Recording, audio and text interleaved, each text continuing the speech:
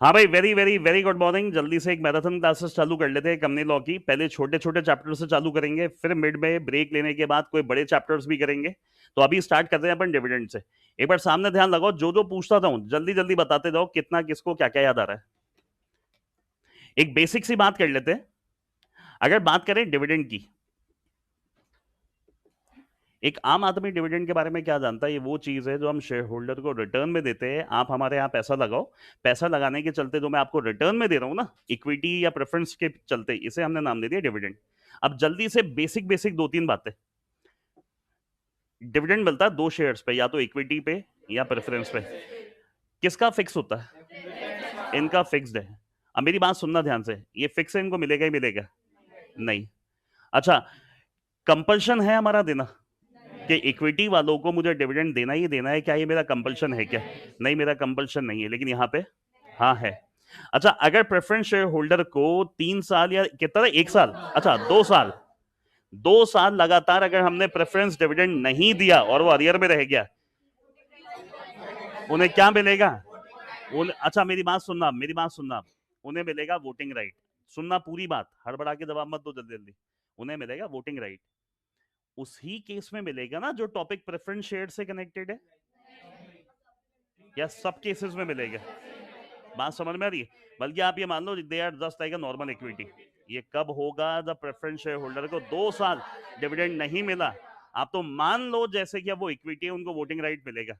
अब आप याद करोगे, रिसेंटली जब अपनी फाइनल की क्लास चल रही थी, अपन रेगुलेशन 10 देख रहे थे, वहां पे यही टॉपिक आए थे एग्जाम्पशंस के अंदर। तो इसका छेड़ा टेक ओवर में भी है, इवन फाइनल तक कनेक्ट होगी ये चीज। ये बात समझ में आ गई?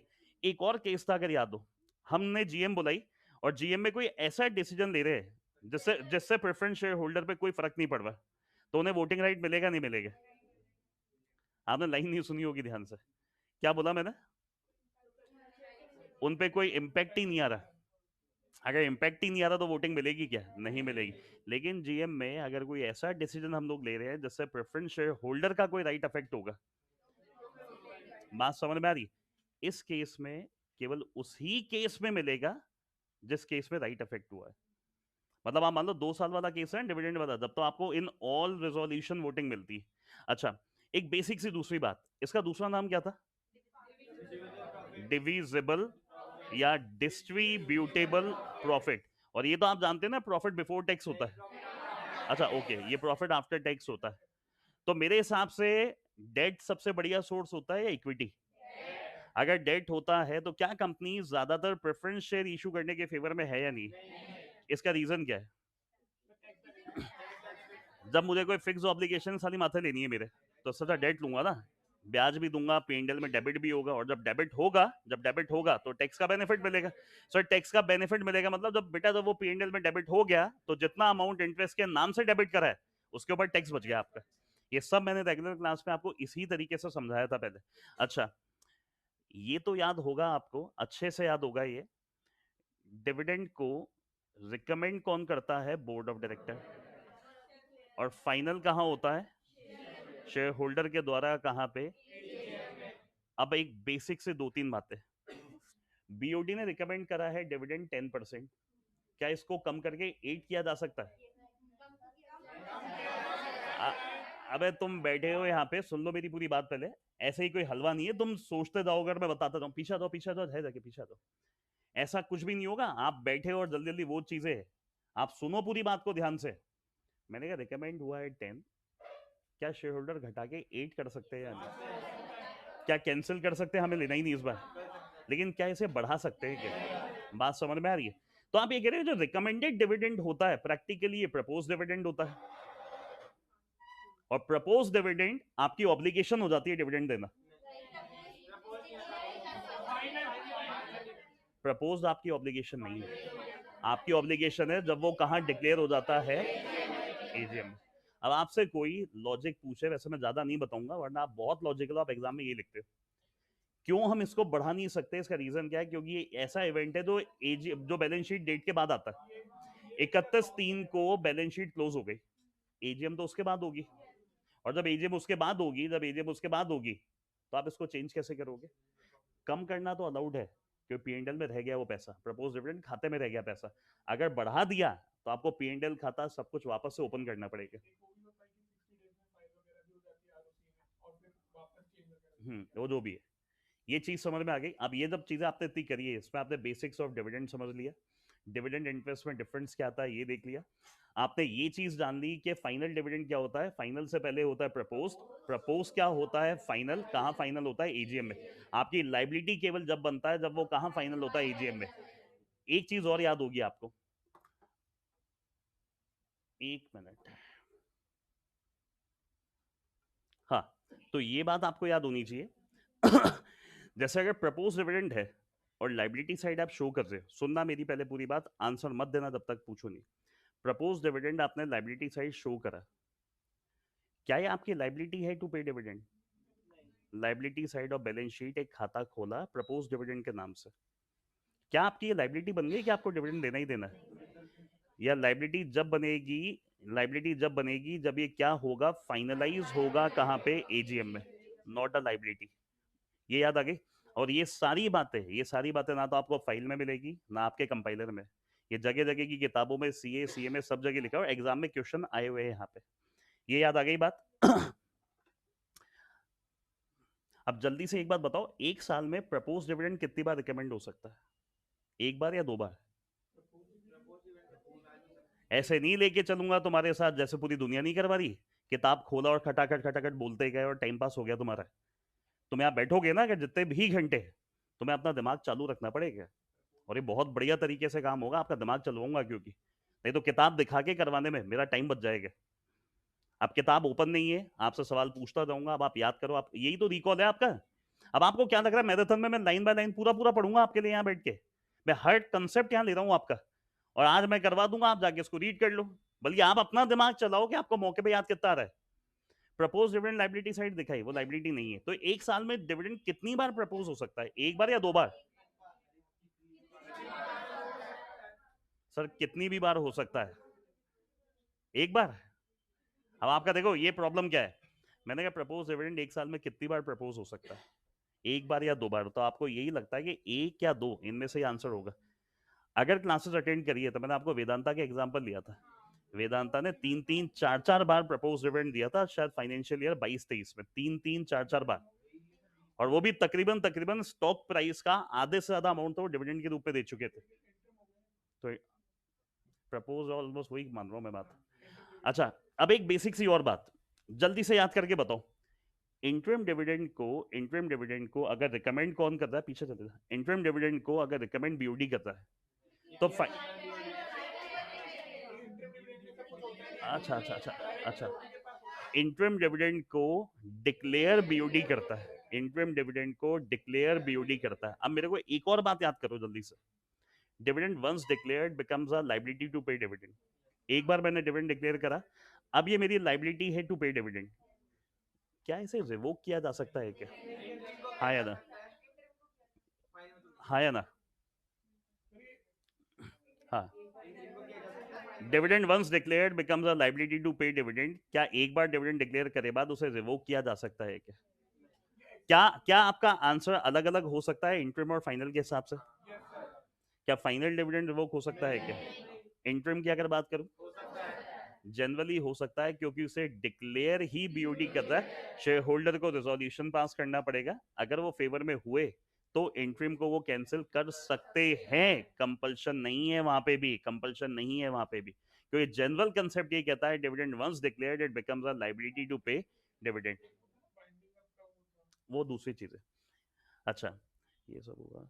अब एक बात याद करना, आपने एसएस भी पढ़ा था इस पे, आपने एसएस भी साथ में पढ़ा था, एसएस का मतलब, अच्छा सेक्रेटरी स्टैंडर्ड बनते क्यों है? जब लॉ में कोई क्लैरिटी नहीं है, कंफ्यूजन है, कोई मान लो साइलेंस है लॉ में, तो उसको क्लैरिफाई करने के लिए हम लोग क्या बना लेते हैं, एसएस। याद आ रही है, एक बेंचमार्क हो गया कि मान लो अगर कुछ ना हो तो आपको ये तो फॉलो करना ही करना है। अगर यहां तक की बातें याद आई हो ना, एक बार फुर्ती से सामने ध्यान लगाओ, ये आपका पहला पेज था, इस पूरे पेज में आपको डिविडेंड की लायबिलिटी बता रखी है कि डिविडेंड क्या है, डिविडेंड की लायबिलिटी कैसे बनती है, डिविडेंड की मीनिंग क्या है, दो दो तीन तीन बार, दो तीन तीन बार आपको डिविडेंड की डेफिनेशन समझा रखी है। नीचे ध्यान से देखे, यहां डिविडेंड का मतलब, ये एसएस वाला पॉइंट पढ़ो क्या लिखा है,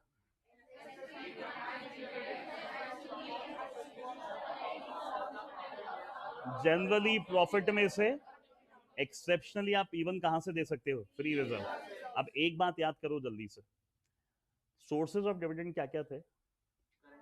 current year profit after depreciation, free reserve, और गवर्नमेंट जो पैसा दे रही है गवर्नमेंट। बेस्ट सोर्स क्या होता है? Current year profit after depreciation. Free reserve में से डिविडेंड कब दिया जाता है? पूरा याद आ रहा है क्या? या तो लॉस, नहीं तो इन एडिक्वेसी ऑफ प्रॉफिट। या तो इस बार लॉस है, नहीं तो इस बार प्रॉफिट सफिशिएंट नहीं। फिर जितना मन चाहे उतना था या कुछ लिमिट्स आती थी? याद आ रही है चीजें? अब इस पॉइंट को आप ध्यान से पढ़ लो, जनरली कहां से होता है? प्रॉफिट से, but wherever permitted out of. अभी कहां परमिटेड है? या तो लॉस के केस में या इन एडिक्वेसी ऑफ प्रॉफिट के केस में। डन है ये चीज? The power to pay dividend is inherent in a company. Inherent मतलब एक कंपनी की पावर है। आप चाहो, आपको जब मन करता है प्रॉफिट आप लोग डिविडेंड दो, हम मना नहीं कर रहे, आप दो, बट कंपल्शन नहीं है, कंपल्शन नहीं है कि आपको देना ही पड़ेगा। ये बात हम किसकी कर रहे हैं? इक्विटी वालों की। और ये बात दिमाग में बैठा लो, डिविडेंड चैप्टर जो हम यहाँ कर रहे हैं ना, ये रिलेट जनरली इक्विटी से ही करता है, इसमें प्रेफरेंस की इतनी बातें ही नहीं है। जल्दी से आगे देखो, ये वाला एसएस का पॉइंट।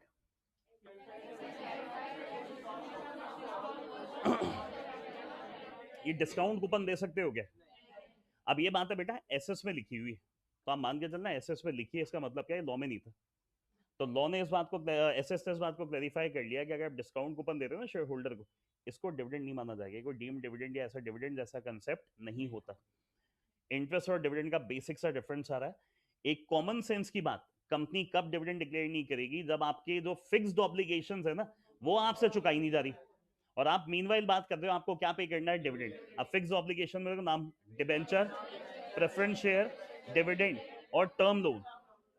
अगर टेक्निकली आपको दो तो डी हो गए, 2DP, 2DPT, dividend, debenture, preference share और टर्म लोन। यार पहले इन लोगों का पैसा चुकाओ अगर पेंडिंग है, जब तक इनका नहीं चुकाओगे ना, मीनवाइल आप डिविडेंड नहीं दे सकते। नीचे देखे ध्यान से, मैं आपको जल्दी जल्दी सब कुछ दिखाता हुआ चल रहा हूँ, ताकि आप जब घर पे जाके उसको पढ़ना चाहोगे ना, फटाक से मैं कहूंगा आप आधे घंटे में रीड हो जाएगा चैप्टर आपका। नीचे ध्यान से पढ़ो क्या लिखी, मैनर ऑफ प्रोवाइडिंग डेप्रिसिएशन। इसमें एक बात थी, आप डिविडेंड दोगे ना, तो जो करंट ईयर प्रॉफिट है उसमें डेप्रिसिएशन का लेस होना जरूरी है। तो वैसे भी अगर आप कहोगे प्रॉफिट आफ्टर टैक्स होता है, और बेटा जब आफ्टर टैक्स होगा तो डेप्रिसिएशन तो पहले ही चार्ज हो गया होगा। अभी हल्की से आपके लिए अकाउंट्स वाली बात है, अब आपको मौके पे याद कितनी आएगी? मेरे ये समझ में नहीं आता, यहाँ पे लिखा है कि आपको डेप्रिसिएशन पहले चार्ज करना है, तो डिविडेंड तो वैसे भी टैक्स वाले के बाद दिया जाता है, और जब हम पेट निकालते हैं ना प्रॉफिट आफ्टर टैक्स, उसमें पहले ही डेप्रिसिएशन डेबिट हो चुका होता है।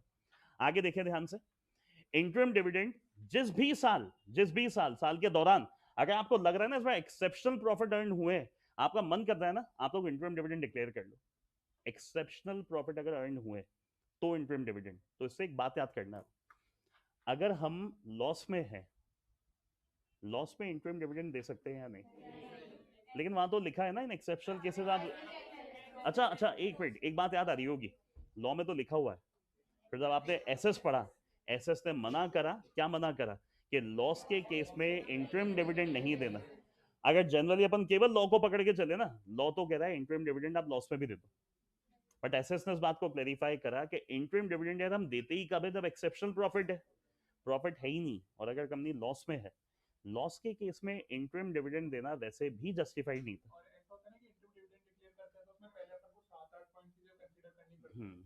अब एक ये चीज याद आ गई होगी सबको, अब ये लाइन पढ़ो ध्यान से जल्दी से, ये वाला, board of director of a company may declare interim dividend during any financial year or at any time during the period from closure of financial year till the date of AGM out of the surplus in the P&L or out of the profit of the financial year for which such interim dividend is sought to be declared, or out of the profit generated in the financial year till the quarter preceding the date। सब बकवास था ये। जिस quarter में आप देना चाह रहे हो उसके पिछले क्वार्टर, सुनो मेरी पूरी बात, उसके पिछले क्वार्टर तक का भी देखना है, इवन आने वाले क्वार्टर का भी देखा जाता था। आपको याद आनी चाहिए बात बिना नीचे पड़े। इंटरिम डिविडेंड आपको देना है, मान लो अभी क्वार्टर चालू हो गया, लास्ट क्वार्टर, तीसरा क्वार्टर है इस साल का, इस क्वार्टर में अगर मैं इंटरिम डिविडेंड दे रहा हूँ ना, तो पहले तो मैं प्रॉफिट में होना चाहिए, और जितना भी प्रॉफिट है ना, ये नहीं कि सीधे इंटरिम डिविडेंड दे दूंगा मुझे प्रोवाइड करना पड़ेगा पूरे साल के जो भी लॉसेस हो सकते हैं, एंटीसिपेटेड टैक्सेस हो सकते हैं, ये सारी लाइबिलिटी अगर मेरी पे ऑफ हो रही है तो ही मैं क्या दे सकता था, इंटरिम डिविडेंड। ऐसा नहीं होता कि इस क्वार्टर में प्रॉफिट आ गया ना तो मैंने सीधे लुटा दिया इंटरिम डिविडेंड। मुझे पिछले क्वार्टर्स और आने वाले क्वार्टर का भी सोचना पड़ेगा कि वहां तक के लॉसेस और वो सब कुछ चार्ज हो पाएगा या नहीं। याद आ रही है ये बात? अब जल्दी से आगे देखें, ये बेसिक सी वही बात आ रही है, फाइनल वाली बात। इंटरेस्ट और डिविडेंड की टेबल 2 से 3 बार एग्जाम में पूछी हुई, और शायद अभी रिसेंट किसी एग्जाम में भी ये टेबल आई थी। डिविडेंड और इंटरेस्ट पे क्या फर्क होता है? अगर फुर्ती से अपन देखें, ये चार्ज अगेंस्ट प्रॉफिट था ये परसेंटेज ऑफ प्रॉफिट, मतलब आसान शब्दों में कहूं एप्रोप्रिएशन ऑफ प्रॉफिट, और ये चार्ज अगेंस्ट प्रॉफिट है। ये किसको? Paid to lender, creditor, debenture, share holder equity या preference. Interest is to be paid even if there is no chance of making profit. Dividend देने के लिए प्रॉफिट नेसेसरी है, इसकी रेट फिक्स है। Remain constant in the case of preference but fluctuate in the case of. जितना आसान सवाल दिख रहा है ना, अगर ये आता है तो इतनी आसानी से लिखा नहीं जाएगा। और ये क्वेश्चन इसीलिए पूछा जाता है, बहुत आसान है, आप टेबल बना नहीं पाओगे। टेक्निकली ये 4 पॉइंट है मेन, पहला और दूसरा तो एक ही एक तरीके से। आगे देखिए ध्यान से, इसमें मेरे हिसाब से सच कोई दिक्कत नहीं होगी, वही बात है जो मैंने अभी बताई है। इंटरम में भी वही बात लिखी है। इंटरम में एक वर्ड ध्यान से देख लो, interim dividend if it is, अगर डिक्लेयर करा है बोर्ड ऑफ डायरेक्टर, इसमें कोई रिकमेंडेशन कंसेप्ट नहीं होता। रिकमेंडेशन कंसेप्ट होता है फाइनल में, और फाइनल में फिर याद कर लेना, जितना हमने रिकमेंड करा आप उसे कम कर सकते हो, बराबर रख सकते हो, बट आप बढ़ाने की गुंजाइश नहीं रखते। डिक्लेरेशन ऑफ डिविडेंड, अगर आप पार्टली पेड अप वालों को देना चाहो आप दे सकते हो, अगर कहां से ऑथोराइज्ड है। इसका मतलब क्या हुआ, अगर 10 रुपए का डिविडेंड में दे रहा हूं और आप कितना अमाउंट दे चुके हो, 60%। डिविडेंड है 10 रुपए का फुली पेड अप वालों का, आप अभी तक 60% दे चुके हो, तो आपका डिविडेंड कितना होगा? 10 का 60% कितना? 6। तो आपको 6 रुपए मिलेंगे, बट क्या कंपल्शन है मैं पार्टी पेडअप वालों को दूंगा? पार्टी पेडअप वालों को कब देना अलाउड है? जब ये बात लिखी हुई है आर्टिकल में। अगर आर्टिकल में नियम है तो बात अलग है, अदरवाइज पॉसिबल नहीं है। सोर्सेज ऑफ डिविडेंड फुर्ती से देख लो एक बार। इस साल का profit after providing for depreciation, पिछले सालों के प्रॉफिट, नहीं तो दोनों, पहला भी काम में ले लिया ये वाला भी, दोनों कब काम में आएंगे? दोनों कब काम में आएंगे? जब इनएडिक्वेसी ऑफ प्रॉफिट होगा, जितना देना चाह रहा हूं उतना प्रॉफिट अवेलेबल नहीं है। आगे देखिए ध्यान से, नहीं तो out of the money provided by CGSD for the payment of dividend. Common sense की बात है, ये वाला केस जनरली कौन सी कंपनी में होगा? सरकारी कंपनी में। ये वही बात आ गई जो पीछे भी पड़ी थी अपन ने। आपको रिजर्व में डालना तो कंपल्शन है ना डिविडेंड देने से पहले? पहले था, पहले टॉपिक था 2 पेज का, अब आप चेक करो कितना है, कहीं कोई प्रोविजन नहीं है। आपका मन करे आप रिजर्व में डालना, आपका मन नहीं करे आप रिजर्व में पैसा मत डालो। डिविडेंड देने से पहले रिजर्व में डालने वाला प्रोविजन अब आपके ऊपर है कि आपको रिजर्व में पहले डालना है या रिजर्व में पैसा नहीं डालना है। शानदार टॉपिक है, याद करो बिना देखे, याद करो बिना देखे। इस साल कंपनी लॉसेस में है, इनएडिक्वेसी है। एक मिनट एक मिनट एक मिनट, 3 पॉइंट थे यहाँ पे। पहला पॉइंट क्या था? Rate of dividend. मैं बताता जाता हूँ, मेरे साथ साथ चलो आप, है ना, कोई भी एक दो जने ऐसे बोलते मत जाओ, मेरे साथ साथ चलो आप। रेट ऑफ डिविडेंड कितनी होगी? पिछले 3 सालों की एवरेज रेट से ज्यादा नहीं होगी। पिछले 3 सालों की एवरेज रेट ऑफ डिविडेंड से ज्यादा नहीं होगी। ये प्रोविजन सुनना, पूरी बात मत बोलना बीच में। ये प्रोविजन वहां एप्लीकेबल नहीं है जब पिछले 3 साल आपने डिविडेंड नहीं दिया। अब वहां 3 साल था या 3 में से किसी एक साल दिया है तो एप्लीकेबल है।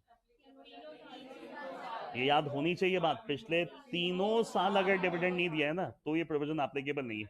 इसका मतलब क्या था? 3 में से 2 साल दिया है 10%, फिर हमने दिया मान लो 15%, तीसरे साल हमने नहीं दिया। इसकी जब मैं एवरेज निकालूंगा ना, 10 + 15 + 0 डिवाइड बाय, मान लेता हूं एक ही साल डिविडेंड दिया है, 2 साल नहीं दिया, लेकिन 3 साल ही नहीं दिया, तो वो पूरा पॉइंट ही एप्लीकेबल नहीं है। इस पॉइंट पे 100% ये एग्जाम ओरिएंटेड पॉइंट है, केस स्टडी आ जाएगी। वो कुछ नहीं करेंगे, आपको पिछले 3 सालों का डिविडेंड बता देंगे, किसी एक साल में या तो नहीं दिया होगा, वो कोई ऐसी रेट बताएंगे जो या तो एवरेज रेट से ज्यादा आ रही है। अब पता है वो कैसे सेट करते हैं? 15 + 15, अगर इसको डिवाइड बाय 2 करूं, 30 डिवाइड बाय 2 कितना हुआ? और वो क्वेश्चन में आपको ये देंगे कि कंपनी 15% डिविडेंड दे रही है, तो ज्यादातर मैं कह रहा हूँ 60% बच्चों का आंसर एकदम सही जाएगा। क्यों? उनको लगेगा 15% सही है। अब तीसरे साल तो हमने वैसे ही नहीं दिया था, जबकि इसका मतलब क्या था? 15 + 15 + 0 डिवाइड बाय 3, अलाउड 10 था, जबकि क्वेश्चन में कितना था? 15।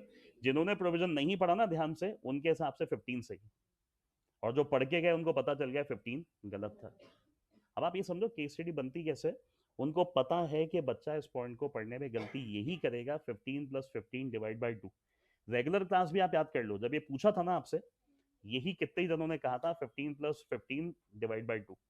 फिर जब मैंने वापस पॉइंट पढ़ा, लिखा है पिछले तीनों सालों में नहीं दिया, तो उसका मतलब ये वाला बनता है। रिजर्व में से पैसा निकाल कितना सकते हो?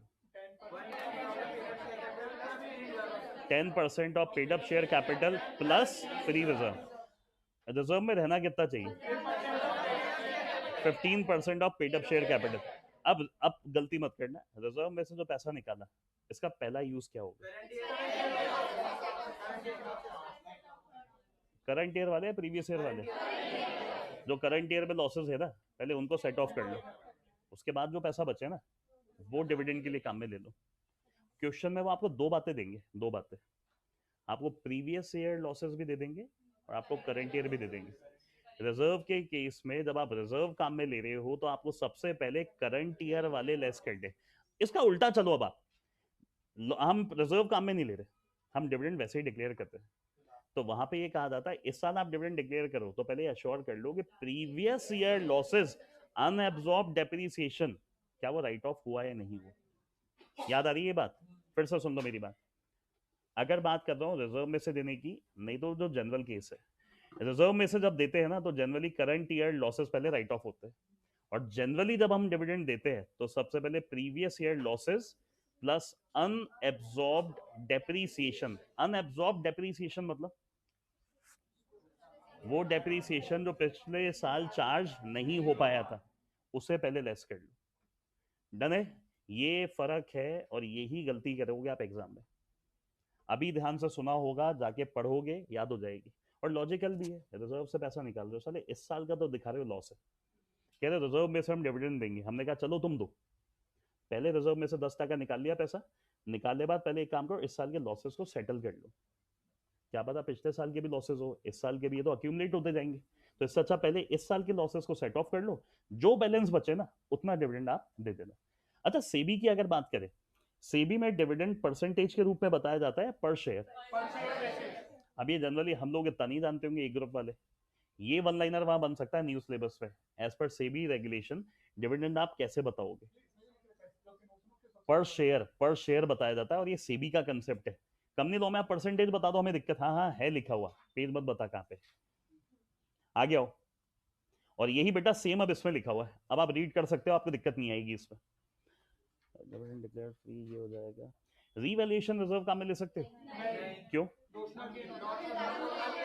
रीवैल्यूएशन रिजर्व फ्री रिजर्व नहीं होता, और जब वो फ्री नहीं है ना, जब वो फ्री नहीं है, फ्री नहीं है, फ्री नहीं है, तो फिर वो काम में भी नहीं लेना। यहां आ जाओ आप, सबसे मेन इस पर स्टार्ट लगाओ।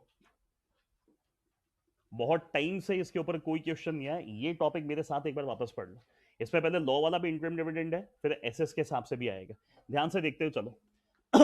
Board of Director may declare interim dividend during any financial year or any time during the period from the closure of financial year till the date of AGM, or out of the surplus in the profit and loss account of a financial year for which such interim dividend is sought to be declared at a rate in the financial year till the quarter preceding the date of interim dividend. अब नीचे ध्यान से पढ़ना।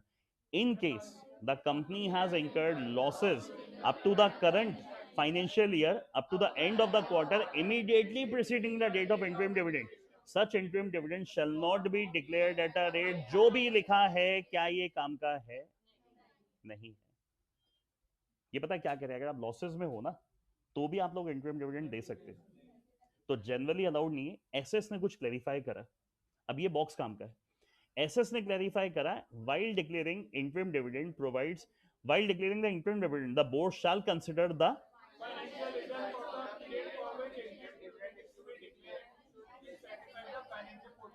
आपको अपनी financial position आपको check करनी पड़ेगी और ये देखना पड़ेगा क्या जस्टिफाइड है अभी इंटरिम डिविडेंड देना या नहीं। मतलब ये नहीं कि क्वार्टर में प्रॉफिट हुआ तो हमने इंटरिम डिविडेंड दे दिया।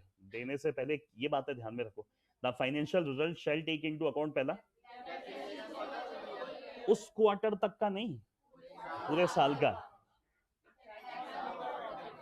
आप ये मान लो डेफर्ड टैक्स, जो पूरे साल में टैक्स जा सकता था ना, क्या इतना पैसा हमारे पास है कि वो टैक्स का पेमेंट हो जाएगा?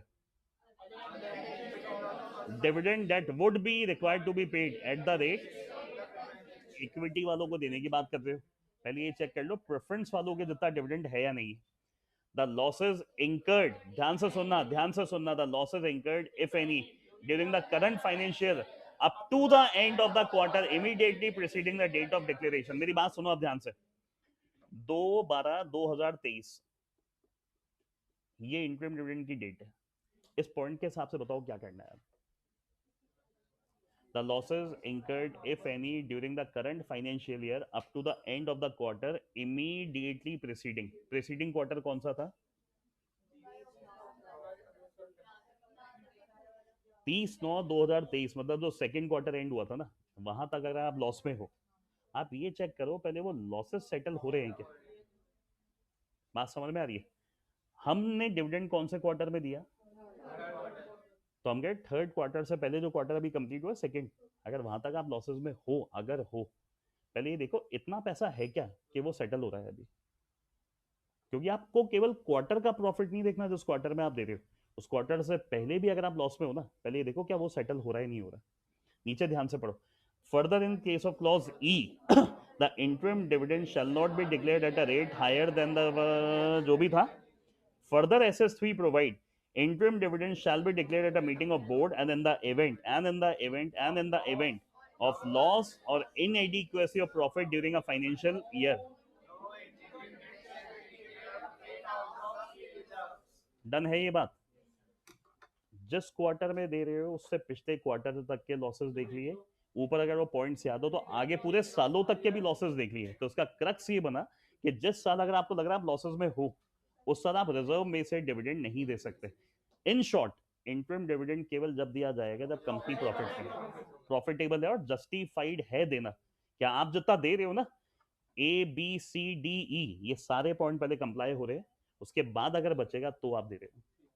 डन है ये चीज? कर लो यार एक बार, लग रही है तो। अगर ऐसे 2 5 10 मिनट बैठो, अभी स्टेबल हो जाओगे सब जने। एक बार सामने देखें।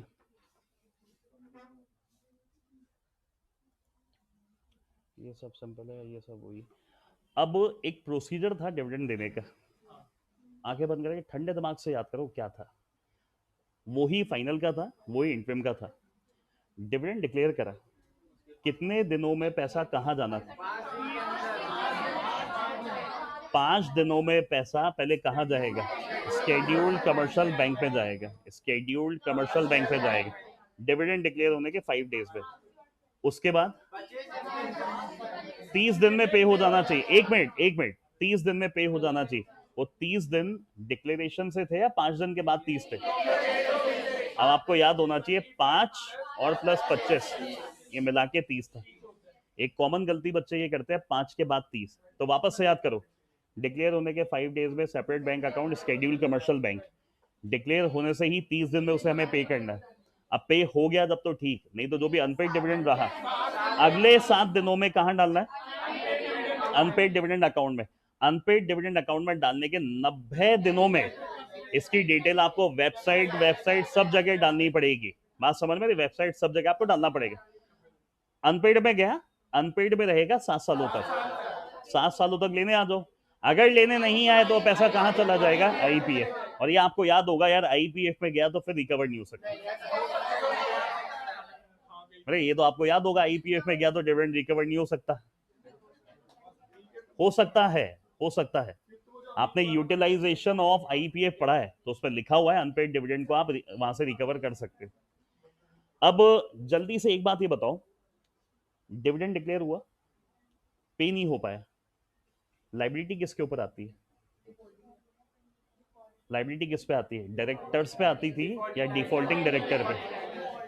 आज मान लेते जो भी जने छुट्टी पे थे, आज हमने इंटरिम डिविडेंड डिक्लेयर किया, आज हमने इंटरिम डिविडेंड डिक्लेयर किया, या कोई भी डिविडेंड हमने आज रिकमेंड जो भी था हमने आज किया बोर्ड मीटिंग में, 2 डायरेक्टर छुट्टी पे थे और वो डिविडेंड जो रिकमेंड हुआ वो गलत भी था, एब्सेंट वाले डायरेक्टर के ऊपर लायबिलिटी आएगी क्या? क्यों?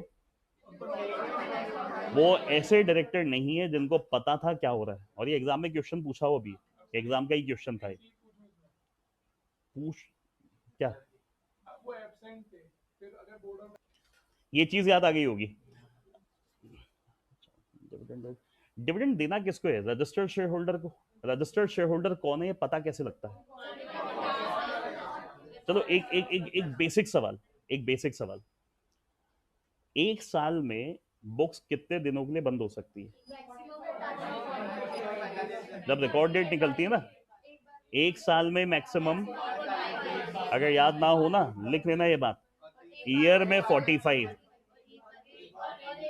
एट अ टाइम 30 डेज, और नोटिस जाता है 7 डेज का। साल में 45 दिनों के लिए बुक्स बंद हो सकती है एग्रीगेट मिला के। एक बार में कितने? 30 दिन। और जब भी बुक्स बंद करोगे नोटिस कितने दिनों का है? 7 दिनों का। कैपिटल रिजर्व में से डिविडेंड दे सकते हैं या नहीं? क्यों? ये फ्री रिजर्व की डेफिनेशन में फॉल नहीं होता। बढ़िया। ये अनपेड डिविडेंड अकाउंट की बेसिक बेसिक बातें, ये वेबसाइट हो गया, क्लेम वाली बात हो गई।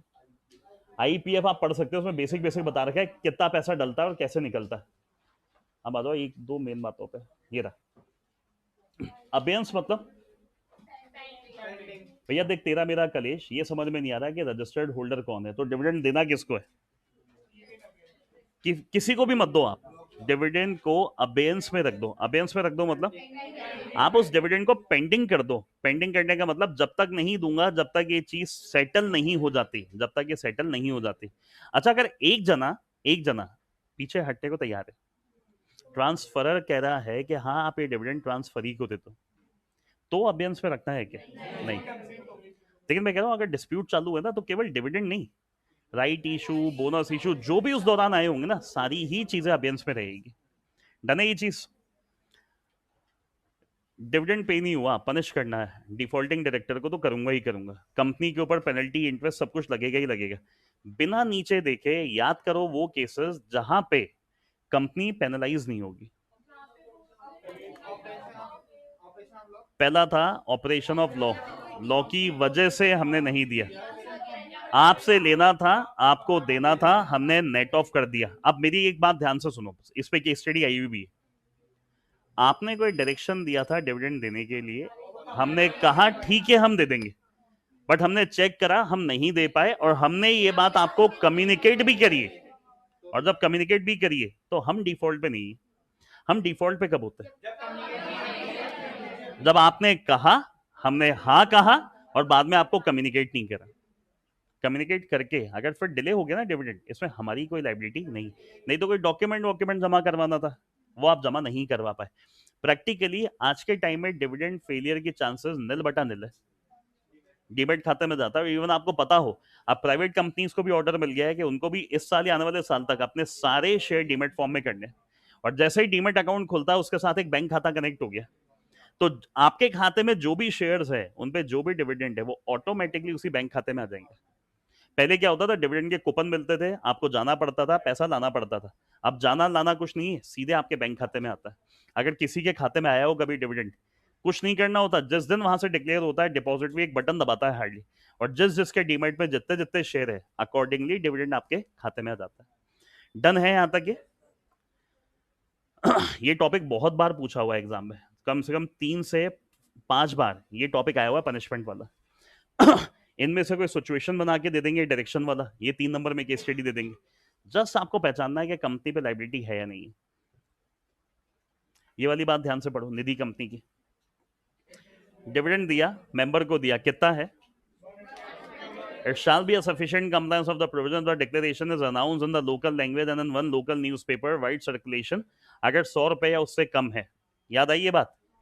अच्छा, आप अपना डिविडेंड लेने का राइट वेव कर सकते हो क्या? वेव करना मतलब छोड़ सकते हो या नहीं? Receipt of dividend is a right. शादी में एनवलप मिल रहे थे, आपने नहीं लिए। मैं कल फंक्शन में गया, मुझे एनवलप मिले, मैंने ले लिए। उन्होंने कहा, मैंने एक बार मना करा, फिर मैंने हाथों हाथ ले भी लिया। वो राइट है मेरा। मैं चाहूं ना अगर तो मैं छोड़ भी सकता हूँ मेरा। अब चाहूं ना अगर पूरा छोड़ सकता हूँ, नहीं तो पार्ट। रिवोकेशन देख लो। जनरली कहा जाता है once declared becomes a liability, revoke नहीं होता, अपन डिस्कस कर चुके हैं। इंटरिम वाला जनरली हो सकता है अगर शेयर होल्डर फेवर में हो तो। एक ये लास्ट टॉपिक ध्यान से पढ़ लो और फ्री करो इसको। सेक्शन 8 कंपनी कितना डिविडेंड देगी? अच्छा सॉरी, दे ही नहीं सकती क्योंकि नॉन प्रॉफिट है वो। एक टॉपिक ऐड हुआ है नया, अगर पता हो। Social stock exchange. ये आपके सीएसआर में भी ऐड हो गया है। सीएसआर के टॉपिक में भी एक सोशल स्टॉक एक्सचेंज ऐड हुआ है। सेबी में मैंने करवाया था, और वही सेम टॉपिक यहाँ पे भी है, सेक्शन 8। मतलब आप मान के चलना सीएसआर में एंड में एक दो चेंजेस आ गए। एक तो इम्पैक्ट असेसमेंट की एक लिमिट चेंज हो गई, और साथ ही साथ एक सोशल स्टॉक एक्सचेंज का एक छोटा सा कंसेप्ट आ गया। वो करवाऊंगा अभी साथ में, वो भी हो जाएगा, कोई दिक्कत नहीं। निधि कंपनी वाला ध्यान से पढ़ लो बस, क्या लिखा है। कितने से ज्यादा नहीं, अगर और सच हायर अमाउंट अगर देना है तो आपको रीजन बताने पड़ेंगे रीजनल डायरेक्टर को, वो भी रीजन इन राइटिंग बताने पड़ेंगे क्यों देना चाह रहे हो। 25 तक आप दो, 25 से ज्यादा देना है तो आरडी से अप्रूवल लेना है। नीचे वाली कंडीशंस ध्यान में रखना, अगर 25 से ज्यादा देना है। पहला क्या है, जितना अमाउंट दे रहे हो ना, जीआर मतलब रिजर्व में डालना पड़ेगा। कोई डिफॉल्ट नहीं होना चाहिए इन रीपेमेंट ऑफ मैच्योर्ड डिपॉजिट, और it has complied with the rules of Nidhi. Nidhi company के सारे प्रोविजन कंप्लाई। जितना पैसा दे रहे हो डिविडेंड के रूप में, उतना आपको रिजर्व में डालना है, और कोई डिफॉल्ट ना हो एग्जिस्टिंग। क्रक्स ये बना 25 तक तो अलाउड है, 25 से ज्यादा है तो आरडी की परमिशन इन पॉइंट्स के हिसाब से। इस पॉइंट पे एज सच आज तक कोई केस स्टडी नहीं आई है। हम बेटा डिविडेंड में छोटी छोटी बातों के पीछे भागते रह जाएंगे स्कैनर में, और पता चला वो साले केस स्टडी ये देखे। आपके हिसाब से, हर टीचर के हिसाब से, डिस्क्लेमर नो हो ना, नो ऑफेंस टू एनीवन, सब जने आपको बताएंगे, मैं भी बताता हूँ कि वो लॉस वाला टॉपिक काम का है, डिविडेंड इंटरेस्ट काम का है, वो तो सभी बता रहे हैं। आपको ये जानना चाहिए कि ऐसे कौन से टॉपिक है जो आज तक कभी नहीं आए और जो आने के लायक बनते हैं। उनमें से एक टॉपिक ये है, क्योंकि इस पे आज तक कोई केस स्टडी नहीं आई। यहां तक उम्मीद है डिविडेंड वाला टॉपिक याद आ गया होगा। हाँ हाँ भाई, जल्दी से नेक्स्ट कहानी स्टार्ट कर लेते हैं। सामने ध्यान लगाएं, ध्यान हटा, टॉपिक गया। बहुत फास्ट टॉपिक है, कोई इतना टाइम नहीं लगेगा करने में। टॉपिक का नाम सीएसआर, कॉर्पोरेट सोशल रेस्पॉन्सिबिलिटी। अब ये सबको कुछ बेसिक बेसिक याद होना चाहिए। सीएसआर तो सारी कंपनीज को करना होता है।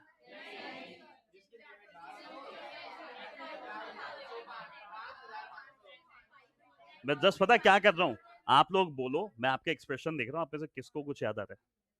3 कंडीशन थी, 3। पेड अप कैपिटल कितनी,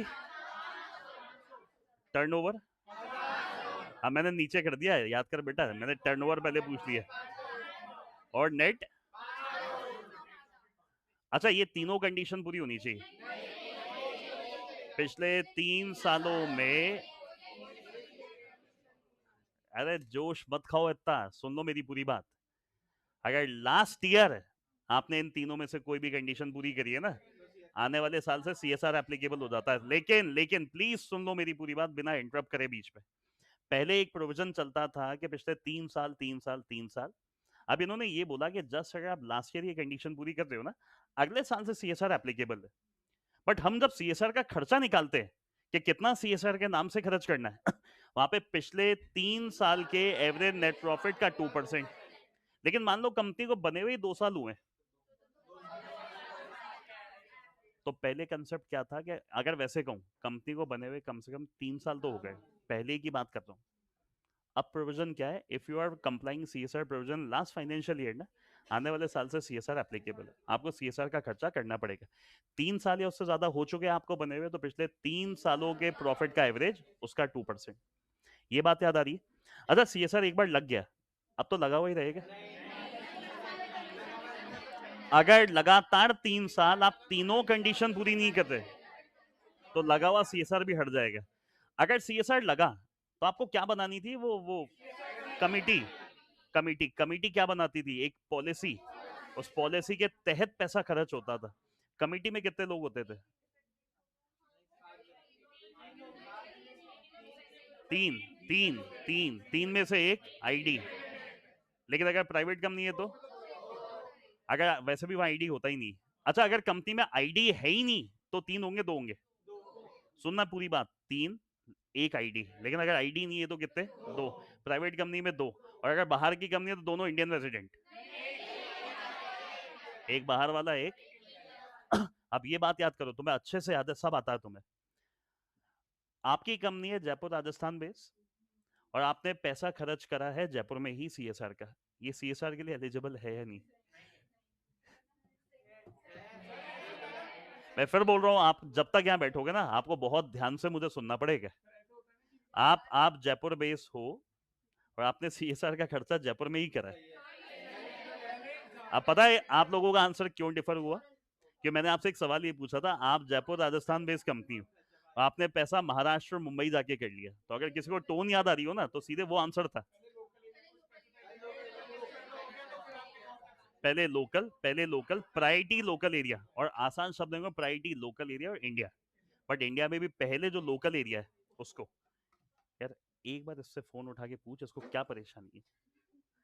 आईडी ना हो ना तो उसको बोल आईडी अभी सेंड कर दे। हाँ, ये चीज समझ में आ रही है? अच्छा, इंडिया के बाहर पैसा खर्च हो सकता है? इंडिया के बाहर भी बहुत सारे गरीब है, डिफरेंटली एबल पर्सन है। अच्छा, सीएसआर नाम से क्या व्हील चेयर्स प्रोवाइड कर सकता हूँ लोगों को? डिफरेंटली एबल पर्सन को ऐसी व्हील चेयर प्रोवाइड कर दी जिसके ऊपर से कवर भी हो गए, उनको हाथ भी नहीं चलाना पड़ा, इलेक्ट्रॉनिक चेयर्स। मैंने लिटरली रोड्स पे देखा है अभी, इलेक्ट्रॉनिक चेयर्स देते हैं और पीछे लिखा हुआ है आज सीएसआर इनिशिएटिव, और नीचे कंपनी का नाम होता है आज सीएसआर इनिशिएटिव बाय फलाना कंपनी। कोरोना लॉकडाउन में कोरोना रिलेटेड सुविधाएं दी, क्या वो सीएसआर का पार्ट है? मैंने बहुत ध्यान से सुना, एक बहुत बड़ी इंडिया लेवल पे मैराथन लगा दी, उसमें क्विट टोबैको वाली बात थी, क्विट टोबैको वाली बात थी, इसके लिए एक मैराथन लगाई है। ये तो सीएसआर है ना, इतना सोशल कॉज है इतना बड़ा। One of event marathons CSR का पार्ट नहीं होता। आपको याद होगा कुछ ऐसे अपन ने पढ़ा था जयपुर में, आप भागे होंगे AU small finance bank, main Albert hall से लेके WTP तक भागते हो आप, आपको यही नहीं पता कि आप एयू बैंक का प्रमोशन करते हो। एयू वाले टी शर्ट भी दे देते हैं, फोकट की टी शर्ट के लिए हम लोग जाते भी हैं। वो टी शर्ट पहन के पहले भागना चालू होते हैं, फिर चलना चालू होते हैं, फिर बाइक पे बैठ के WTP से 500 मीटर पीछे उतर के हम फिर से भागना चालू हो जाते हैं, ताकि डेस्टिनेशन पॉइंट तक हम भागते हुए दिखाई दे।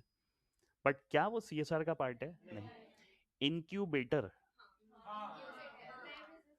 वो आर्मी वालों के वेटरन्स विडोज, वो पानी वानी का इंतजाम करवाना, सैनिटेशन, भुखमरी, पॉवर्टी, ये हटाना, क्लीन गंगा, गंगा की सफाई, याद आ रही है ये सब बातें? सीएसआर अगर एप्लीकेबल है, सीएसआर अगर एप्लीकेबल है तो वहां पे एक इम्पैक्ट असेसमेंट भी होता था। जून जून जून जून जून जून 2022 जब ये अमेंडमेंट आया था, उसी अटेम्प्ट में ये क्वेश्चन आ गया था ये। और जब पढ़ाया भी था ना, मैंने बखूबी स्टार मार्क लगवाया था कि अमेंडमेंट है, 100% एग्जाम ओरिएंटेड है, और उस एग्जाम में भी, पेपर में भी था। किसी को याद आ रहा, सोच समझ के जवाब दो, भागो मत आप अननेसेसरी। लिमिट्स गलत हो गई ना, अभी मुंह से गलत बोलोगे ना तुम्हें गलत याद रह जाएगी। इम्पैक्ट असेसमेंट करना है कंपनीज को, कब करना है? जब उनका आउटले कितना था, 1/10 कितना था?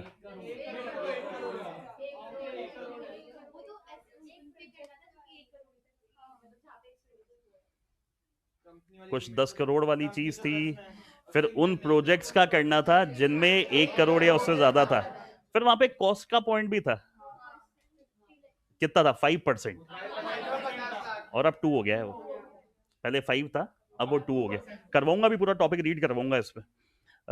सोशल स्टॉक एक्सचेंज क्या होता है? एक मिनट एक मिनट एक मिनट एक मिनट एक मिनट हाथ ऊपर करे, कौन कौन नहीं जानता सोशल स्टॉक एक्सचेंज क्या होता है? हाँ, तो तुमसे ही पहला सवाल। सोशल मतलब एनपीओ जैसा, उनका स्टॉक एक्सचेंज। फिर जब हमने ये पढ़ा, हमने लिखा, हमने ये पाया, इसमें हुआ क्या? ये क्या इशू कर सकते थे? Zero coupon, zero redemption, zero coupon, zero redemption bond, मतलब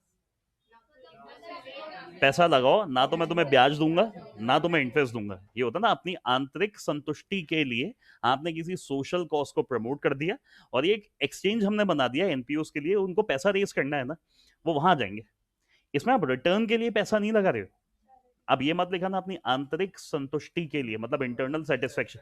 प्रैक्टिकली लॉजिक यही है। तब आप इंटरेस्ट नहीं ले रहे, आप रिडेम्पशन नहीं ले रहे, फिर भी आप पैसा लगा रहे हो, तो इंटरनल सेटिस्फेक्शन ही होगा। आप नीचे अभी एक गरीब आदमी देखा, उसका एकदम हाल बेहाल, फटे हाल, इतनी सर्दी, आप हीरो हीरोइन, आपने अपनी जैकेट उतार के उसको दे दी। कभी कभी मन करता है ऐसा करने का, समझो, और करके अच्छा भी लगता है। ये वही अच्छा लगाने वाला टॉपिक है, क्यों मिलना मिलाना कुछ नहीं है तुम्हें, एक सेटिस्फेक्शन मिल सकता है। सर फिर ये टॉपिक आया क्यों, ये तो पहले वैसे भी हो सकता था, हम जाके कर लेते। इनको स्कोप दे दिया एट अ लार्ज कि अब आप यहां आ जाओ। अब आप सोचो कितने जने पैसा लगा सकते होंगे। एक अक्षय कुमार ने एक बार एक काम किया था, शायद जहां तक मेरे को याद है, आर्मी वार्मी में जो लोग शहीद हो जाते हैं, उनका बैंक खाते में एक लिमिट डाल दी 15 लाख रुपए की। आप सोचो एक एक रुपए भी अगर 15 लाख लोगों ने डाल दिया, आपके ऊपर लोड नहीं आया 1 रुपए का, 10 रुपए का, 15 लाख उनको मिल गए, सरकार पैसा अलग दे रही है और अपन उनको पैसा अलग दे रहे, तो ये भी एक इनिशिएटिव ही था।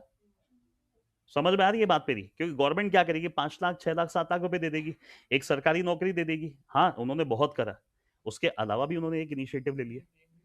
अब आप ये चीज सोचो, ये 10-10 रुपए देने में ऐसा कोई फर्क नहीं पड़ा, लेकिन एक अंदर से सेटिस्फेक्शन मिला। पब्लिक एटा लार्ज हो गई ना। अब वो 15 लाख रुपए में कहूँ ना 50 लोगों को इकट्ठे करने, आप नहीं कर पाओगे। मैंने कहा 140 करोड़ की पॉपुलेशन है और अकाउंट की लिमिट केवल 15 लाख रुपए ही है। 15 लाख पे अकाउंट ऑटोमेटिकली बंद हो जाएगा। तो 15 लाख तो विद इन फ्यू सेकेंड्स हो सकते हैं।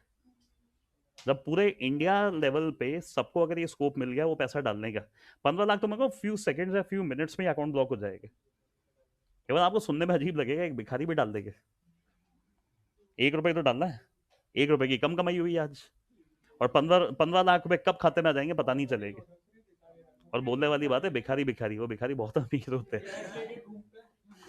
चीजें याद आ रही है ये वाली। चैप्टर चालू करेंगे। अब आपको एक बात याद होगी, मैंने जब ये चैप्टर करवाया आपको एक बात कही थी, चैप्टर का पहला पेज सबसे ज्यादा काम का है। इसका रीजन पता क्या है?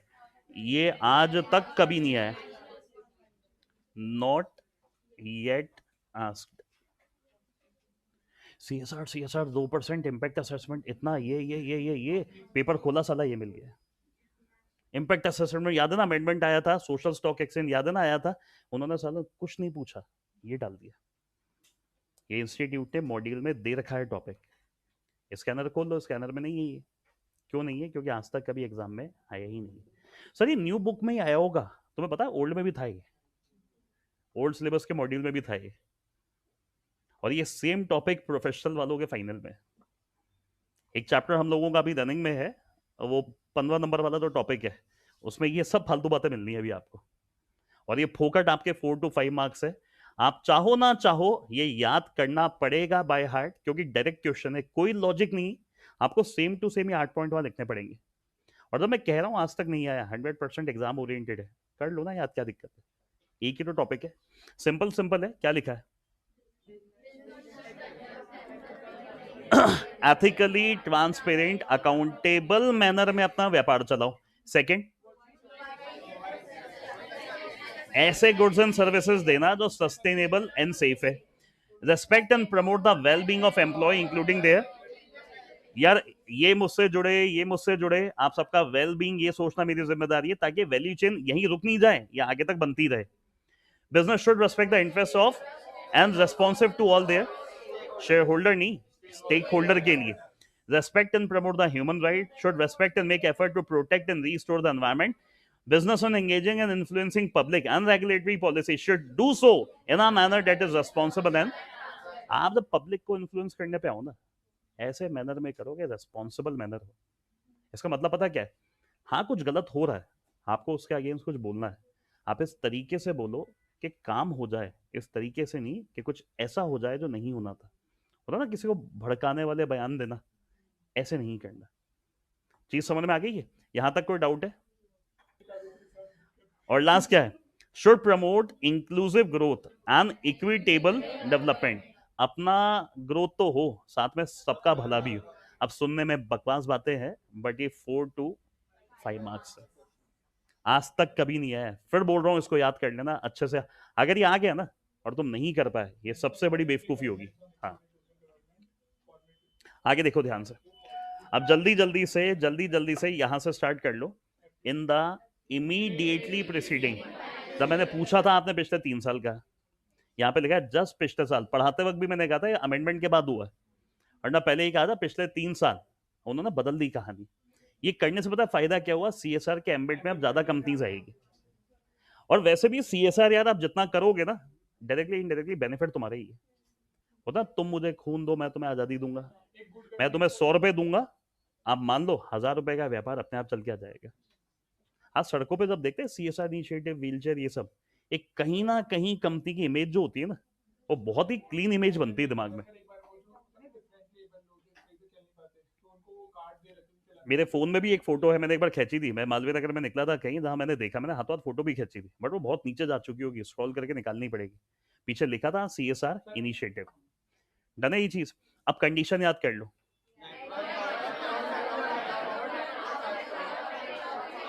नेट प्रॉफिट कितना, नेटवर्थ कितनी, और टर्नओवर कितना। अगर दिक्कत आ जाए ना कोई, हमेशा रखना सबसे ज्यादा टर्नओवर होगा, उसके बाद नेटवर्थ होगा। और ये याद है ना, तीनों कंडीशन पूरी कर। अच्छा, और है बीच पे। डन है ये चीज। एक एम्बिट कैसे बढ़ाया है इन्होंने, ध्यान से पढ़ो।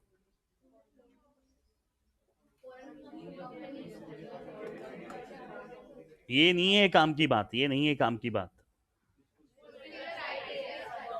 ऐसा थोड़ी बाहर से कोई कंपनी इंडिया आ गई तो सीएसआर लग जाएगा, कंडीशन पूरी करनी। एक बात अच्छे से याद करो अब आप, ये तो कॉमन सेंस की बात है। अगर होल्डिंग पे लगा है तो सब्सिडी पे तो ऑटोमेटिक लगेगा। सीएसआर कंपनी स्पेसिफिक होता है। अगर रिलायंस कंडीशन पूरी कर रहा है तो रिलायंस पे लगेगा, अगर जियो कंडीशन पूरी कर रहा है तो जियो पे लगेगा, रिलायंस रिटेल कर रहा है तो रिटेल पे लगेगा। ये नहीं होगा कि रिलायंस पे लगा तो सब्सिडियरी पे बाई डिफॉल्ट लगे। आप आगे जब पेजेस में जाओगे वहां कंपनी स्पेसिफिक एक वर्ड लिखा हुआ है। डन है ये चीज। आगे देखो ध्यान से, चेक कर लो ये वाली चीज।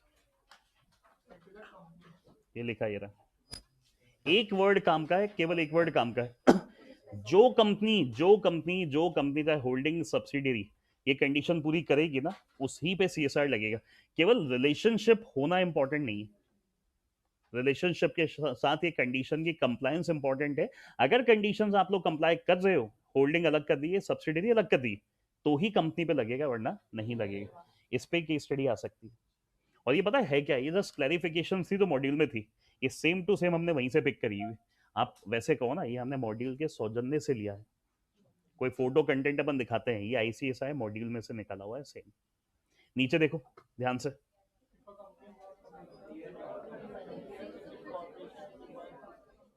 ये क्या था? अगर बने हुए साले 3 साल हुए ही नहीं है तो एवरेज कितने साल का लूंगा? जितने साल हुए ना बने हुए, उतने साल का एवरेज होगा। ये ध्यान से पढ़ो। ये वन लाइनर आ गया, एक वन लाइनर आ गया। किन केसेस में सीएसआर कमेटी बनाने की रिक्वायरमेंट नहीं है? जब आपका सीएसआर का खर्चा कितना है, वो पता अमाउंट भी कुछ ऐसे देते हैं, 10 लाख, 50 लाख, 1 करोड़, जो होता है ना कहीं हम सुनते आते हैं अमाउंट, और यहाँ पे लिखा हुआ क्या है? अगर 50 लाख तक की है ना, आप कमेटी वमेटी मत बनाओ, झोल झाल मत करो इतने, आप तो खर्चा कर लो। और अगर 50 लाख से ज्यादा है तो प्रॉपर कमेटी आपको बनानी पड़ेगी। तो आप ये कह सकते हैं सीएसआर कमेटी व्हेन रिक्वायर्ड, जब सीएसआर एक्सपेंडिचर। डन है कहानी। कुछ नहीं होगा, सेम इन्हीं प्रोविजन पे न्यू सिलेबस में वन लाइनर आ जाएंगे। आपको जैसे लिमिट्स पहचाननी। नीचे देखो ध्यान से, ये बता चुका हूं आपको, लगा लगा रहेगा, लेकिन लगातार 3 साल अगर कंडीशन पूरी नहीं करी, लगा हुआ हट भी जाएगा।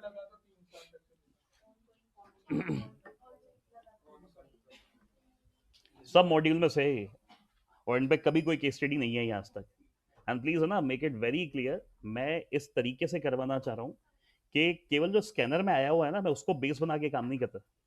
स्कैनर को बेस बना के मैराथन और ये सब करवाऊंगा ना, बहुत जल्दी जल्दी काम हो जाएगा। आप अगर चेक करो ना, अपन हर पेज को देखते हुए चल रहे हैं अभी, तो मेरा भी पूरा टाइम लगेगा। मैं वो 8-9 घंटे एक साथ बैठा के होता जबरदस्ती बस खींच देने वाला काम नहीं करता। एक नहीं, दो नहीं, 3 दिन लग जाएंगे। बट जब आपको पता है कि टफ पेपर है और जब मैं करवा रहा हूँ मेरा टाइम लगा के, आपको सर हमारे पास टाइम नहीं है, तो भैया फिर यहाँ खाना पीना छोड़ के हम भी हमारा काम कर रहे हैं। और पूरी कोशिश कर रहा हूँ कि आपको ऑलमोस्ट पूरा पूरा पेज याद दिला दूं वापस से। नहीं तो एक सिंपल काम पता है क्या कर सकता है, मैंने एक फ्लो चार्ट बना लो उसका, उसके अंदर पूरा रिकॉल हो गया। पर जब पेज नजर से निकल रहा है ना लाइव क्लास में, तो घर पे निकालना और आसान हो जाएगा। ऑन गोइंग प्रोजेक्ट याद आ रहा है क्या था? मल्टी ईयर प्रोजेक्ट था, नॉट एक्सीडिंग 3 ईयर। अब सबसे मेन बात, एंड प्लीज है ना, आप जो बोल रहे हो ना, आप मेरे को संतुष्ट करने के लिए मत बोलना, चाहे आप देख देख के बोलो, बट साथ में याद करने के लिए बोलो।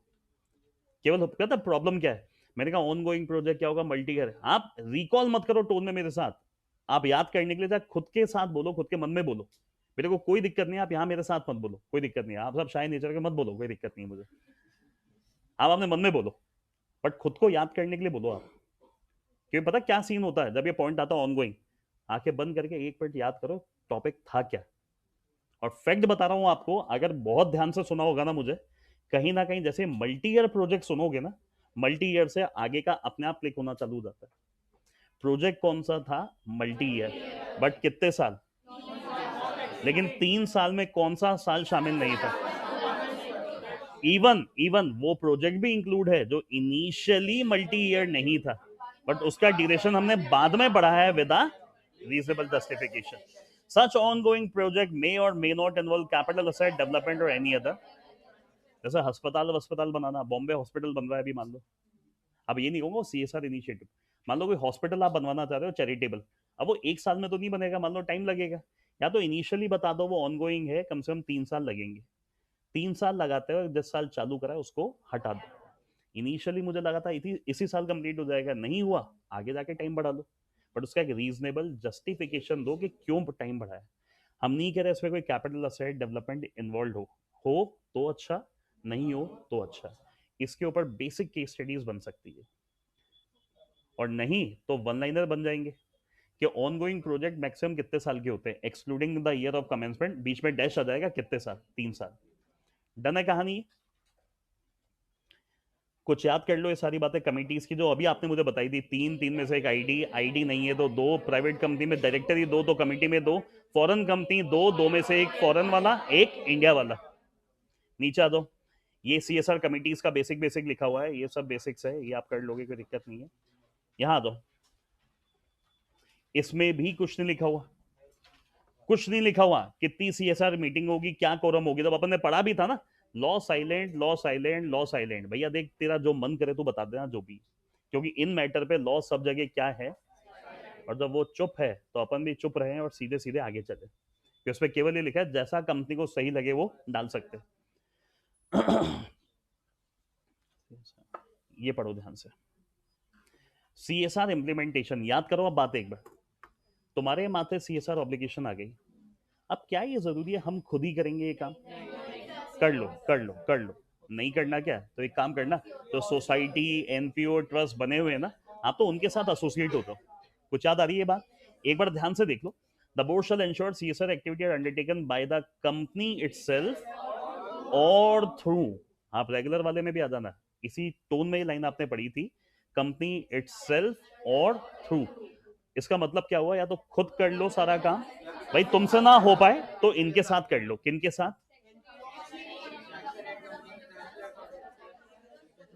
कुछ याद आ रही हो बात अगर ये?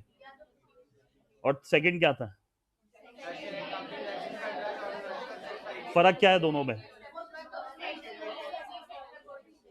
वो सेंट्रल स्टेट, ऊपर पब्लिक ट्रस्ट लिखा है, नीचे रजिस्टर्ड ट्रस्ट लिखा है। Any entity establish under parliament, state legislature, उनके साथ एसोसिएट हो जाओ। A company establish under section 8 registered public trust or registered society 12 है, ये सब इनकम टैक्स। लेकिन मेन बात क्या लिखी है लास्ट में, ये पढ़ो, जिनका ट्रैक रिकॉर्ड कम से कम 3 साल का है। मतलब मान लो आपका कोई रजिस्टर्ड पब्लिक ट्रस्ट है, आप कोई काम भी कर रहे हो, आप कोई अस्पताल चला रहे हो सालों से, पिछले सालों का रिकॉर्ड है आपका चलाने का, और मेरी भी यही करने की इच्छा थी। मैंने कहा अस्पताल सेटअप करना कोई आसान काम तो है नहीं, तो एक काम कर लेता हूँ, मैं भी आपके इस होता है सोशल कॉज के साथ मैं भी एसोसिएट हो जाता हूँ। बट कम से कम कितने साल का ट्रैक रिकॉर्ड? पिछले 3 सालों का। अब नीचे ध्यान से पढ़ना। इन पे एज सच कभी कोई क्वेश्चन नहीं आया। आपकी जो सीएसआर एंटिटी है उसका रजिस्ट्रेशन करवाना पड़ेगा, itself with the central government, form file होगा, ये आपको मिलेगा क्या? फिर एक सर्टिफिकेशन लेना पड़ेगा प्रोफेशनल से। CSR1 shall be signed and submit electronically by the entity and verified by the CA in practice, CS in practice। और जैसे ही फॉर्म्स जमा होगा क्या मिल जाता है? ये सिंपल एक बात है, whether registration of a CSR entity is mandatory, if yes then in which form? कोई फॉर्म याद नहीं आ रहा, अपन एक ही फॉर्म पढ़ रहे हैं केवल, CSR1। आपको ये याद होना चाहिए फॉर्म की शॉर्ट फॉर्म चैप्टर का नाम ही होता है, तो एक ही फॉर्म पढ़ा अभी तक। CSR 1 2 3 4 दे देंगे, नहीं याद है 1 पे टिक कर देना, कि अपन ने अपनी क्लास में एक ही पढ़ा है अभी तक। यही फॉर्म क्यों बोल रहा हूँ? क्योंकि ये आज तक कभी आया नहीं है, और ये इनिशिएटिव भी ज्यादा पुराना नहीं है, आप डेट चेक कर लो, 1/4/2021। नीचे आओ ध्यान से, ये हो जाएगा इंटरनेशनल कोलैबोरेशन, ये वाला पढ़ो।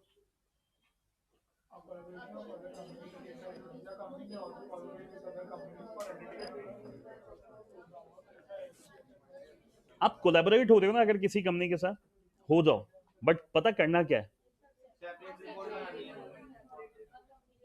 एक कंपनी ए और कंपनी बी मिलकर सीएसआर कर रही है, तो हर कंपनी ए और या कंपनी बी या सी जितनी भी है, उनको अपनी अपनी अलग अलग रिपोर्ट बनानी पड़ेगी, अलग अलग अपना बताने के लिए कि हमने सीएसआर के लिए इतना करा है, हमारा कंट्रीब्यूशन इतना था।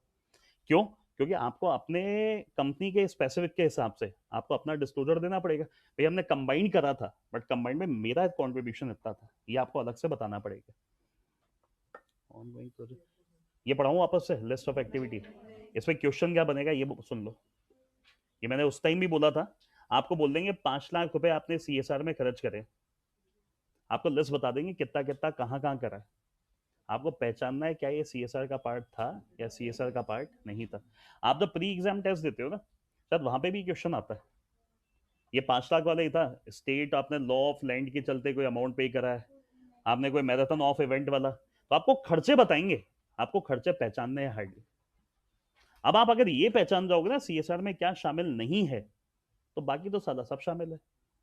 वन ऑफ इवेंट, मैराथन, किसी एक्ट की रिक्वायरमेंट के चलते जो अमाउंट हम पे कर रहे हैं, इंडिया के बाहर जाके पैसा खर्च करना, कोई ऐसा काम करना जो तो हम वैसे ही करते थे, मतलब कुछ ऐसा काम करना जो हम वैसे ही करते थे, अपनी लोकल लिमिट्स के बाहर जाके खर्चा करना, यही 4-5 पॉइंट एक्सक्लूजन की लिस्ट में लिखे हुए हैं।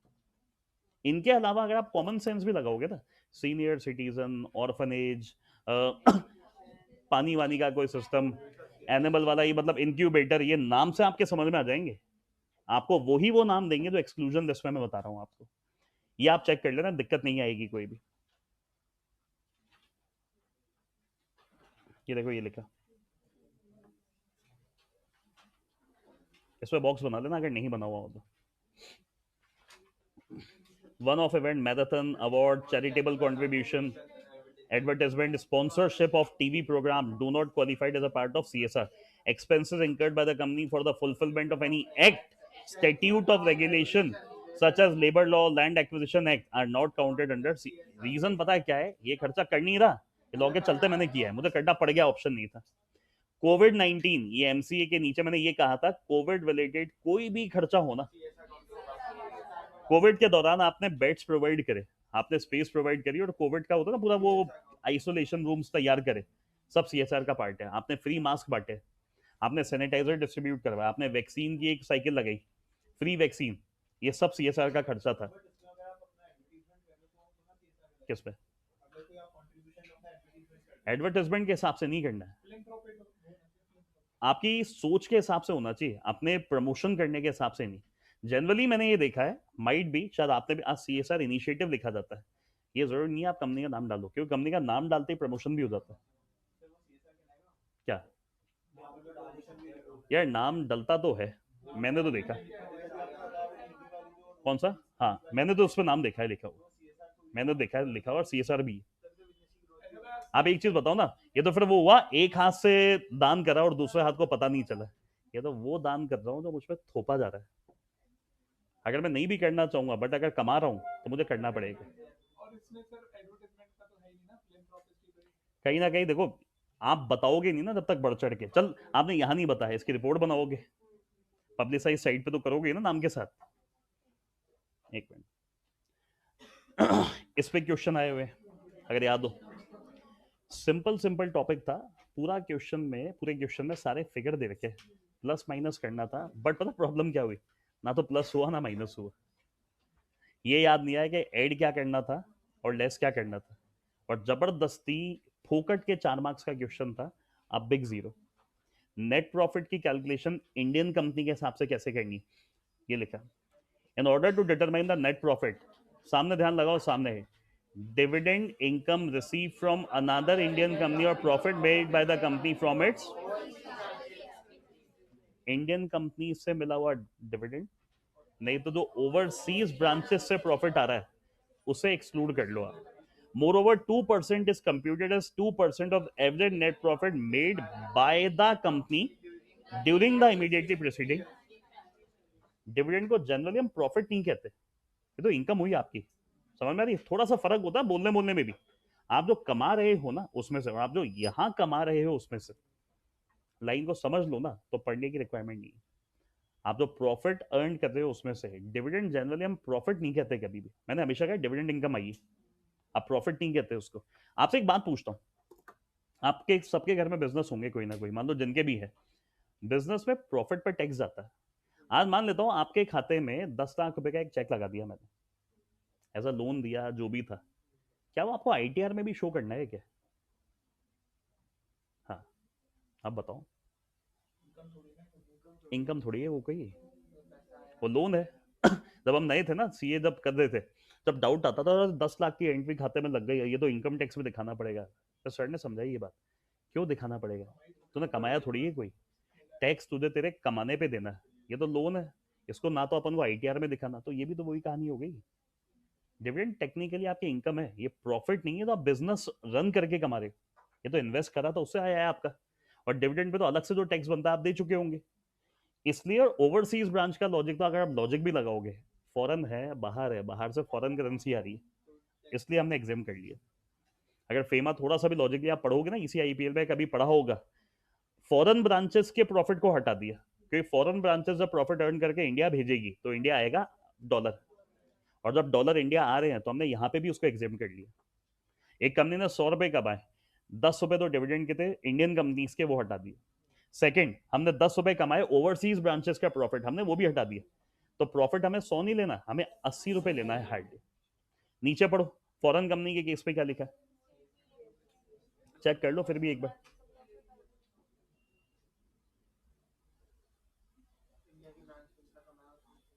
Profit from any overseas branch of the company, including those branch that are operated as a profit from any overseas branch, including those branch that are operated as a separate company, would not be included in the computation of net profit. Besides, dividend received from other companies in India which need to comply the CSR obligation would not be included. बहुत प्यारी बात आएगी, बहुत प्यारी बात आएगी, ऐसे हल्के में मत पढ़ो इसको आप। Beside dividend receive from other company, पूरी बात पढ़ो ध्यान से, क्या लिखी, पढ़ के समझाओ क्या है इसमें, क्या हो सकता है तो इंक्लूड हो जाएगा।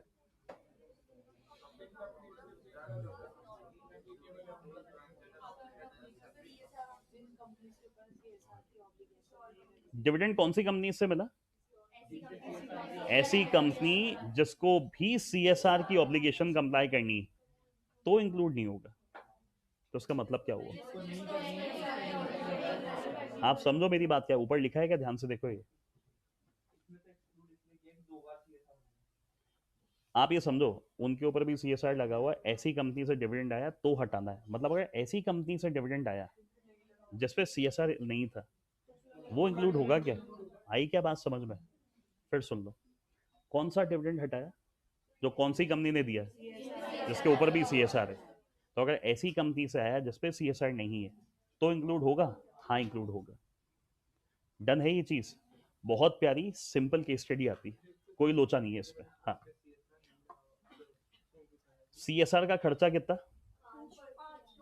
आप बात नहीं समझ रहे, आप बात नहीं समझ रहे, अरे बात नहीं समझ रहे मतलब मुझे बोलने तो दो एक बार।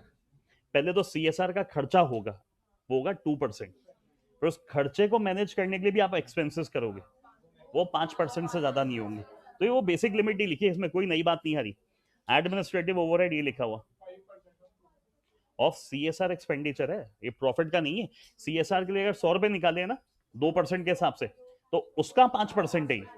इसमें भी होशियारी दिखा जाओगे आप, कहीं और का 5% निकाल दोगे। इसमें लिखा है 5% ऑफ द टोटल, 2% का 5%। अच्छा सीएसआर से, कल सीएसआर रहे थे वहां से कोई प्रॉफिट अर्न हो गया, कोई सरप्लस अर्न हो गया, उसको प्लग इन कर दो, मतलब उसी में वापस से डाल दो। मैं तो 100 रुपए खर्च करता था, 80 में ही काम हो गया, तो 20 जो बचे वो भी उसी में डाल दो। ऐसा नहीं होगा 100 कर रहे थे काम 80 में ही हो गया तो 20 हम कहीं और खर्च कर लिए, रहेगा वो सीएसआर के अंदर ही। इवन अगर सरप्लस हो गया करने से, तो सरप्लस भी इसी का पार्टी रहेगा। ये प्रॉफिट नहीं है आपकी कंपनी का कि आप पीएनएल में ले जाओगे। एक्सेस सीएसआर खर्चा कर लिया, क्या करना है?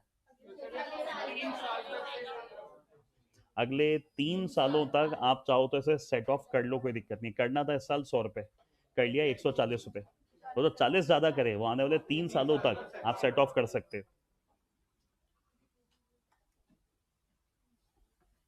ये चेक करो, acquisition of capital asset, the CSR amount may be spent by a company for creation or acquisition of a capital asset which shall be held by a section 8 registered public trust society having charitable CSR registration number, beneficiaries of the CSR project in the form of self-help group, collective entities or a public authority।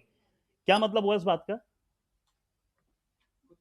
जो CSR का पैसा है वो या तो किसी capital asset को बनाने में लग सकता है, किसी उसको लग सकता है, लगा सकते हो मे भी लिखा हुआ है सीएसआर में खर्च करने 100 रुपए।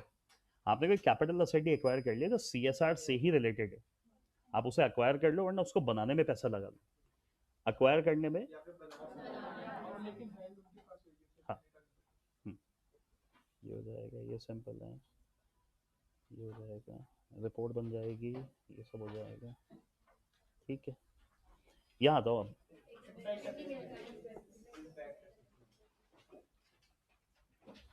जून 22 में आया था, क्या पता शायद जून 23 में आ जाए, और सॉरी दिसंबर 23 में आ जाए। इम्पैक्ट असेसमेंट मतलब मैं जो कर रहा हूँ ना उसका इम्पैक्ट क्या है। मैंने अगर सीएसआर के नाम से इतना खर्चा करा तो मुझे इन रिटर्न क्या लग रहा है, फायदा क्या हुआ। वो कंपनीज जिनका एवरेज सीएसआर ऑब्लिगेशन कितने सालों में, इनको क्या करना पड़ेगा, किससे करवाना पड़ेगा, किन प्रोजेक्ट्स का करवाना है, और जिन्हें कंप्लीट हुए नॉट लेस देन 1 ईयर, मतलब कम से कम 1 साल उन्हें कंप्लीट हुए हुए हो चुका है। फिर सुनो, मेरा सीएसआर का पिछले 3 साल का एवरेज खर्चा 10 करोड़ था, तो ये नहीं मुझे सारे प्रोजेक्ट का करवाना है, उन प्रोजेक्ट का करवाना जिनमें मेरा खर्चा 1 करोड़ या उससे ज्यादा हो रहा है। करवाना किससे, इंडिपेंडेंट एजेंसी से करवाना है। किन प्रोजेक्ट का करवाना है, जिन्हें कंप्लीट हुए कम से कम 1 साल हो चुका है। इम्पैक्ट असेसमेंट करवाओ, इसकी रिपोर्ट बनाओ, एनुअल रिपोर्ट में सब कुछ लगानी पड़ेगी। अब इसमें एक छोटा सा चेंज करना है, यहाँ पे क्या लिखा है, कितना है,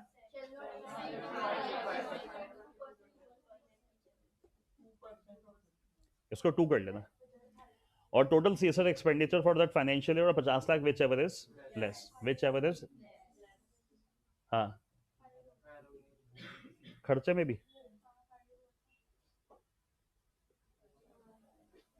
अब एक चीज समझो आप, खर्चा जब, अच्छा एक मिनट सॉरी, अभी बोला नहीं था, खर्चा भी करोगे ना आप, खर्चे में भी ज्यादा कर लो। अब आप इम्पैक्ट असेसमेंट है, इंडिपेंडेंट एजेंसीज है, हमने जब 5 का 2 कर लिया, आप समझो पहले 5 था अब उसका 2 हो गया, तो लेस का हाई हो गया, खर्चा बढ़ाया थोड़ी, करा तो कमी है। और ये वन लाइनर बन सकता है, वहां पे हो सकता है दे देंगे 5 और जबकि खर्चा 2 लिखा हुआ है। एक बेसिक सा टॉपिक है, शायद आप सभी के ग्रुप्स के ऊपर भी होगा, एक बार जल्दी से ओपन करो, सोशल स्टॉक एक्सचेंज। मिल गया सबको, एक बार फुर्ती से ओपन कर लो, ये रहा, मिल गया।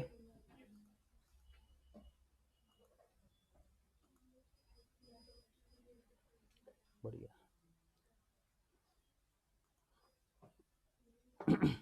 एक बार साथ में रीड कर लो ना क्या लिखा है।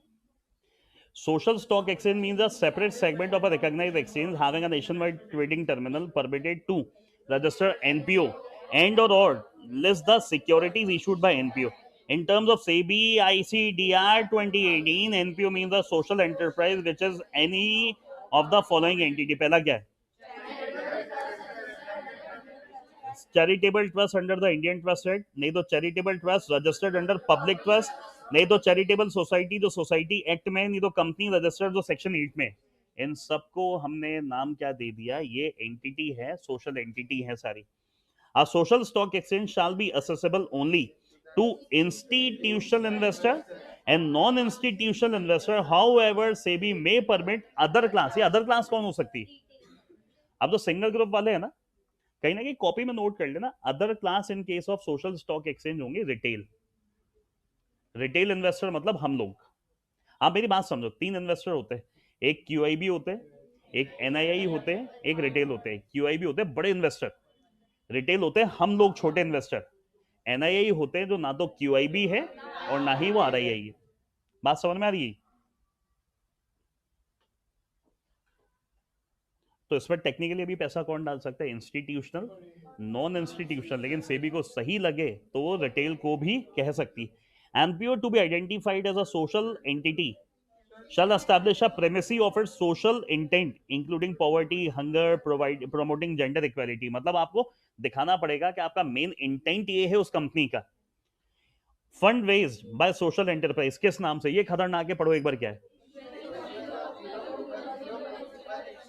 Zero coupon, zero principal, donation through mutual fund scheme or any other means. Amendment net offer. अच्छा ये दूसरी बात है, सोशल स्टॉक एक्सचेंज तो ऊपर खत्म हो गया, सिंपल शॉर्ट नोट आ जाएगा सोशल स्टॉक एक्सचेंज क्या होता है। और ये 4 मार्क्स में इतना सा लिख के आना है आपको।